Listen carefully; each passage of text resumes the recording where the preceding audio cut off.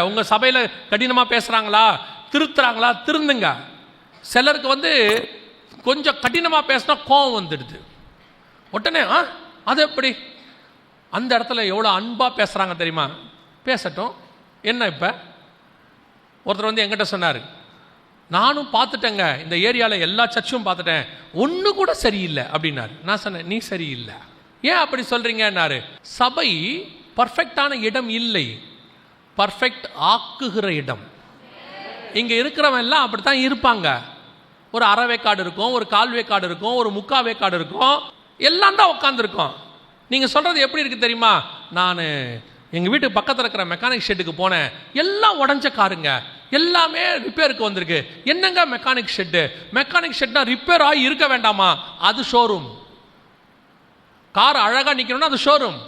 Mechanic ஷெப்பை திருத்துற இடம், repair சரி பண்ணுற இடம். அதே மாதிரி சபை திருத்துற இடம். இது அழகாய் நிற்கிற ஷோரூம் இல்லை. நீங்கள் சபையை ஷோரூமாக மாற்றிட்டீங்க. ஞாயிற்றுக்கிழமை நீங்கள் ஒவ்வொருத்தரும் ஒவ்வொரு ஷோரூம் கார் மாதிரி தான் வரீங்க. அப்படியே அலங்காரம் பண்ணி பல பல பல பலவென்று அப்படியே. அதில் வேற உங்களுக்கு யாரோ சொல்லி கொடுத்துருக்கான், யாவன் சொல்லி கொடுத்தான்னு தெரில, புது சட்டையும் புது புடவையும் வாங்கினா முதல்ல சர்ச்சுக்கு தான் கட்டணும்னு. இது எந்த லேவிய ரகமத்தில் எங்கே வருதுன்னே தெரியல. புது புடவை வாங்கினவுடன் கட்டி கொண்டு ஆசாரியின் இடத்தில் கொண்டு காட்டவும், அவர் இளங்காலை ரத்தத்தை எடுத்து தெளிப்பார். அப்புறமா வீட்டுக்கு போங்கன்னு இருக்கா? புது புடவையை கட்டிட்டு இங்கே வந்துடுறீங்க, புது சட்டையை போட்டு இங்கே வந்துடுறீங்க.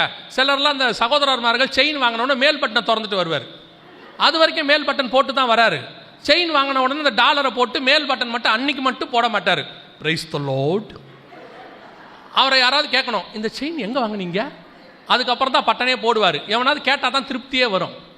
ஆராதனையில் பக்கத்தில் இருக்கிற சிஸ்டர் கேட்கணும், இந்த புடவை எங்கே வாங்கினீங்க? பச்சை கலர் பார்டர் ரொம்ப நல்லா இருக்கு.